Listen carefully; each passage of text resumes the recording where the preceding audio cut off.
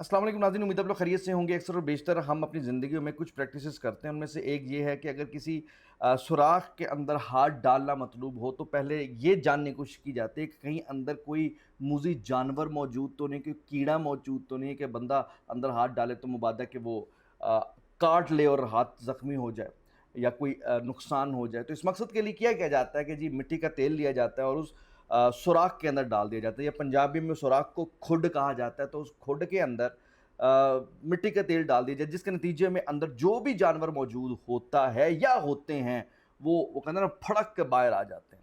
इस वक्त सूरत हाल ये है कि पाकिस्तान के खिलाफ जितने भी ये मूजी जत्थे थे जो कि कहीं ना कहीं छुप कर बैठे थे या कोई ना कोई आड़ लेकर अपनी सियासत या अपनी सहाफ़त या अपनी दुकानदारी, इस तरह जो भी जिस भी लिबादे में है, मज़हब की आड़ में जिस भी है, वो चला रहे थे।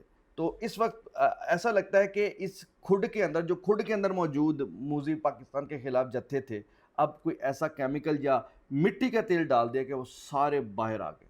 तो पाकिस्तान के ख़िलाफ़ बोलने वाले, भौंकने वाले जितने भी वो कहते हैं कि ऐसे हशरात हैं, अब वो खुलकर सामने आ चुके हैं और उसके नतीजे में अब हमें मालूम हो चुका है कि किस किस शक्ल में कहाँ-कहाँ हमारा दुश्मन मौजूद है। और उसमें भी रिसेंटली आपने देखा कि फजलुर रहमान जो कि एक बड़े दीनी लिबादे को ओढ़कर अपनी सियासत को आगे लेकर बढ़े थे, लेकिन पता चला कि जनाब ये भी एक लिबादा था और उन्होंने डायरेक्ट पाकिस्तान की नेशनल सिक्योरिटी पर हमला किया। इसी तरीके से पाकिस्तान तहरीक इंतशार जो है वो भी एक सियासत की आड़ में जिस तरीके से हकूक़ के नाम पर पाकिस्तान की जड़ों को खोखला कर रही थी, वो भी खुलकर सामने आई। नूरेन नियाज़ी, वो आपने देखा कि किस तरीके से उसने जो बयान दिया उसके नतीजे में वो कहते हैं कि एजेंडा पूरी तरीके से क्लियर हो गया। और इसी तरीके से आप ये देखिए कि बहुत सारे ऐसे सहाफ़ी या सहाफ़त के लिबादे में ऐसे और लोग हैं जो कि इस किस्म का पाकिस्तान की दुश्मनी पर मबनी एक एजेंडे को आगे लेकर चल रहे हैं, वो भी सामने आए। इस तरह ह्यूमन एक्टिविस्ट के नाम पर या आड़ में जो कुछ पाकिस्तान के खिलाफ दुश्मनी निभाई जा रही है, तो वो by every single passing moment जो है ना, ये जो पेट्रोल फेंका जा रहा है उस खुड के अंदर, तो पाकिस्तान मुखालिफ सारे जो खुड के अंदर मौजूद मूजी जानवर हैं या फिर ख़तरात हैं, वो सामने आ गए हैं। अब ये सारे खुड लाइन भी लग रहे हैं। मैं भी आपको इसकी तफसील बताता हूँ और मैं ख़ास तौर पर आपको बताऊँ कि फजलुर रहमान को लेकर इस वक्त उनकी गिरफ्तारी की जो बात हो रही है, इसकी मैं इनसाइड स्टोरी सुनाता हूँ। और इसके अलावा मैं आपको ये बताऊँ कि नूरेन नियाज़ी को लेकर जिस तरह इंडिया के अंदर सेलिब्रेशन चल रही है, वो भी मैं आपको बताता हूँ। लेकिन सबसे पहले मैं आपको ज़रा ज़िक्र कर दूँ, चूँकि पाकिस्तान दुश्मनों की ही बात हो रही है, तो पाकिस्तान के दुश्मनों में सर-ए-फ़हरिस्त नेतन्याहू है।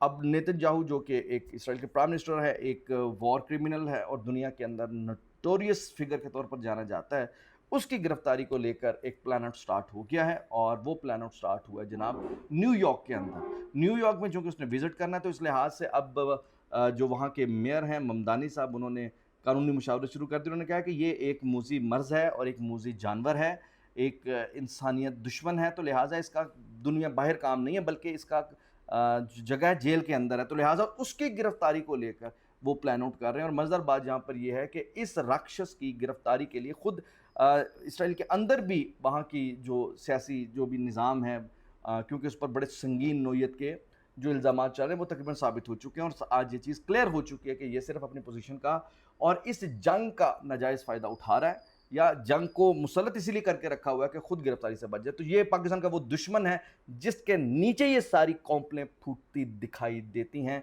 और इन्हीं की ज़ुबान बोलते हुए पाकिस्तान पर ये जो एक यलगार है खुलकर सामने आ गई है। अच्छा, अब ज़रा मैं पहले इन्हीं नेतन्याहू से याद आया फजलुर रहमान, तो उनका भी ज़िक्र कर लें। अच्छा, फजलुर रहमान ने जो ज़िक्र किया कि जी अब हम पाकिस्तान की फ़ौज के और शहदा का जिस तरह मज़ाक उड़ाया, 2-3 चीज़ें बड़ी क्लियर हो गई हैं। एक तो बात जहाँ पर ये है कि बाकायदा एक मज़हबी लिबादे में सियासत करने का जो एक ढोंग पिछले काफ़ी अरसे से रचाया गया था, वो पूरा हो गया। क्योंकि कोई बड़ा ही गया गुज़रा भी मज़हबी रहनुमा हो, वो शहादत का मज़ाक नहीं उड़ा सकता, क्योंकि शहादत एक कोर इशू है इस्लाम का। मतलब एक ऐसा इशू है जिस पर प्रैक्टिसिंग, नॉन प्रैक्टिसिंग और एक कैसा भी किसी भी फ़िरके से ताल्लुक़ रखने वाला मौलवी हो, आलिम हो, कोई भी हो, वो इसका मज़ाक नहीं उड़ा सकता, क्योंकि अल्लाह ताला ने शहीद को ज़िंदा करार दिया है। और ये भी यहाँ तक फरमा दिया कि वो मतलब हम उसे रिज़्क भी देते हैं, लेकिन आपको शऊर नहीं है। اور شہادت ہے مطلوب مقصود مومن، یعنی شہادت کوئی کیسا بھی ہو اس کے ہمارے وہ کہتے ہیں نا ایز اے مسلم ہمارے وہ کہتے ہیں خون کے اندر ہے.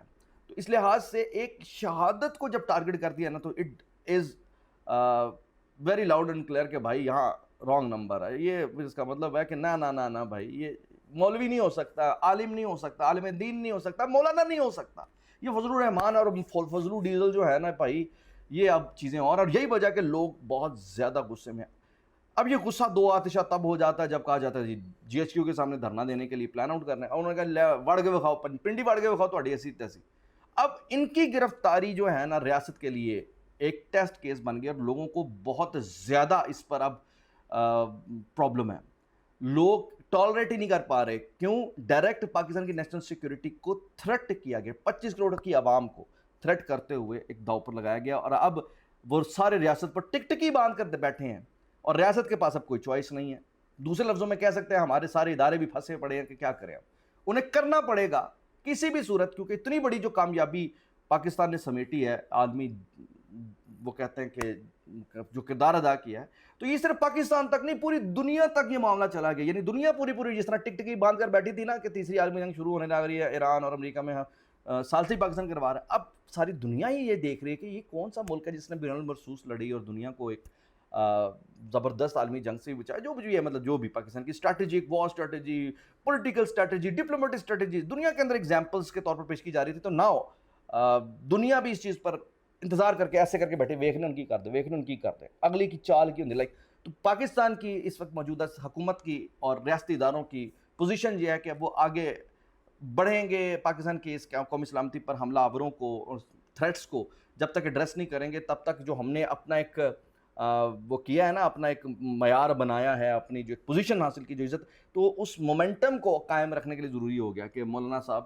سوری فضل الرحمان کو گرفتار کیا جائے. کیوں؟ بات وہی آ گئی ہے، چیزیں کلیئر ہو گئی ہیں. دوسرا جو بہت بڑی گرفتاری کسی بھی صورت ابھی تک ہو جانی چاہیے تھی اور اب تک نہیں ہوئی، جس نے ریاست کے لیے مسئلے کھڑے کر دیے بھائی. لوگ ابھی تک سمجھنے سے قاصر ہیں بھائی کیا ہو رہا ہے.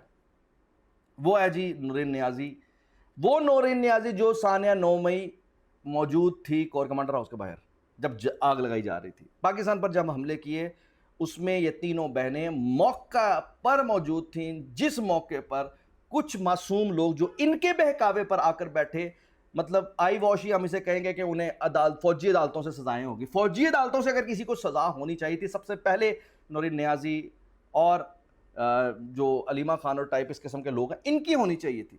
لیکن مور چوری کرنے والے کو اٹھا لیا گیا، لیکن جس نے چوری کروایا، جس نے یہ سارا کچھ کیا، اس کو وہ کہتے ہیں کہ ابھی تک وہ آزاد چھوڑ دیا گیا، جس کا نتیجہ یہ ہوا کہ آج نورین نیازی کو پابند سلاسل یا اس طرح ان مین کریکٹرز کو، لیڈنگ کریکٹرز کو نہ پکڑے جانے کا نتیجہ کیا ہوا کہ آج وہ ہمارے اس بین المرصوص کو کیا کہتے ہیں کہ ملائن کرتے ہوئے بھارت کو ایک موقع دے بیٹھیں. اور اس وقت ایک ڈوبتے بھارت کو اگر کسی نے ریسکیو کیا ہے تو وہ نورین نیازی نے کیا، پاکستان تحریک انتشار نے کیا، اسی جماعت نے کیا جس نے بین المرصوص سے پہلے آپریشن سندور کے لیے انہیں دعوت دی تھی کہ آؤ پاکستان پر حملہ کرو. تو نورین نیازی کو گرفتار نہ کرنا یہ بہت برے طریقے سے نظروں سے گرا رہا ہے، عوام کی نظروں سے گرا رہا ہے ہمارے ان تمام کرتا دھرتاؤں کو.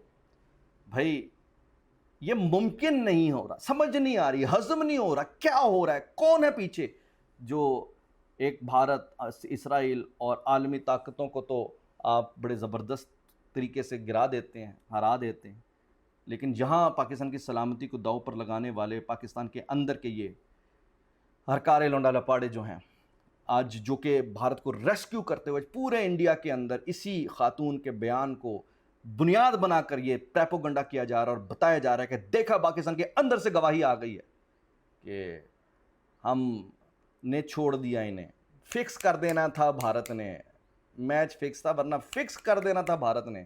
باقی بھارت نے کیا فکس کرنا تھا، باقی میچ فکس ہی تھا تو کیا بات ہے. ایسا فکس میچ اگر مزید کچھ دن رہا یا کچھ عرصہ رہا تو بھارت ہمیں اس پوری دنیا کے نقشے میں نظر نہیں آئے گا. جہاز گروا دیے، S-400 تباہ کروا دیے، بھارت کے اندر تباہی اور بربادی کی وہ داستانیں رقم ہو گئیں اور پوری دنیا نے ان تمام تباہی کے مناظر کو دیکھتے ہوئے پاکستان کی کامیابی کی گواہی دی.